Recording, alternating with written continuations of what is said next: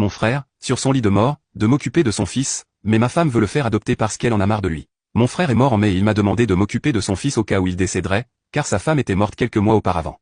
Il m'a fait confiance et j'ai accepté parce que j'aimais beaucoup mon frère, que je suis financièrement stable et que je suis prêt à être père. Mais j'ai d'abord demandé à ma femme avant de donner une réponse à mon frère, et elle était ravie.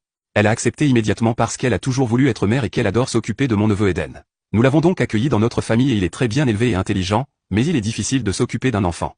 Je travaille toute la journée du lundi au vendredi. Je fais de mon mieux pour passer du temps avec Eden, mais c'est extrêmement fatigant. Cependant, je suis prêt à faire autant de sacrifices que possible pour l'élever correctement. Je l'aime de tout mon cœur et je veux réaliser le souhait de mon frère, quoi qu'il arrive. Ma femme reste à la maison et le garde pendant que je travaille la journée. Au début, cela ne lui posait pas de problème, mais au bout de 2 semaines, elle était fatiguée elle aussi. Aujourd'hui, près de 6 mois plus tard, elle est épuisée et, d'une certaine manière, elle en a fini avec Eden. Il y a 2 jours, elle m'a dit qu'elle voulait arrêter de s'occuper d'Eden. J'ai été choqué. Je savais que c'était fatigant, mais nous avions promis à mon frère de nous occuper de lui. Elle m'a dit qu'elle comprenait, mais qu'elle n'en pouvait plus. Elle ne peut pas s'occuper de lui et en a marre, j'ai dit que j'allais essayer de l'aider davantage. Je pourrais essayer de payer quelqu'un pour qu'elle puisse se reposer. Elle a refusé parce que cela signifiait dépenser plus d'argent pour lui, ce qu'elle ne voulait pas non plus. Je me suis mis en colère et je lui ai rappelé que nous étions d'accord. Et puis, que ferions-nous d'Eden? Elle m'a dit de le faire adopter, j'ai dit non et elle s'est mise en colère. Elle a dit que je ne savais pas ce que c'était que de s'occuper de lui à plein temps. J'ai dit que je ferais 50% des tâches ménagères, que je prendrais une babysitter, mais rien ne l'a fait changer d'avis. Elle m'a dit qu'elle avait cette idée depuis un certain temps et que plus elle y pensait, plus elle voulait le faire.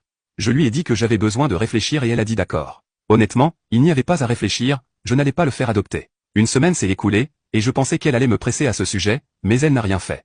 Cela m'a rendu méfiante et je l'ai interrogée à ce sujet. Elle ne m'a pas donné de réponse claire et m'a simplement dit qu'elle me laissait le temps d'en parler. Je n'y ai pas cru et j'ai parlé à Eden. Il était très calme et hésitait à me parler, ce qui ne lui était jamais arrivé auparavant. Après un certain temps, il a admis que ma femme avait été très négligente à son égard. Elle le ménage et lorsqu'il m'en dit de la nourriture, elle s'énerve et lui dit de la laisser tranquille. Parfois, elle refuse de l'emmener à l'école parce qu'elle ne veut pas se lever tôt, d'autres fois, elle est en retard pour aller le chercher parce qu'elle a oublié. Je n'arrivais pas à croire que cela se passait sous mon nez. J'ai demandé à mon patron de me laisser du temps libre et j'ai eu la chance d'avoir suffisamment d'économies pour pouvoir m'occuper de lui. J'ai pu voir ce que ma femme fait toute la journée pour prétendre qu'elle est toujours fatiguée, mais elle se contente de rester assise et de regarder la télévision.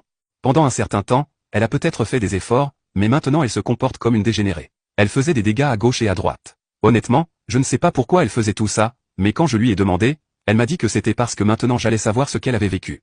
C'est aussi pour cela qu'elle ne m'aidait pas, parce que je ne l'avais jamais aidée, ce qui n'est pas vrai. J'ai toujours fait ma part quand j'étais là. J'ai dormi sur le canapé pendant une semaine parce que je ne pouvais pas être près d'elle. Le lendemain, elle a remis l'adoption sur le tapis. Elle m'a dit qu'elle se fichait de ma décision, qu'elle était déjà en train de faire en sorte que l'adoption ait lieu.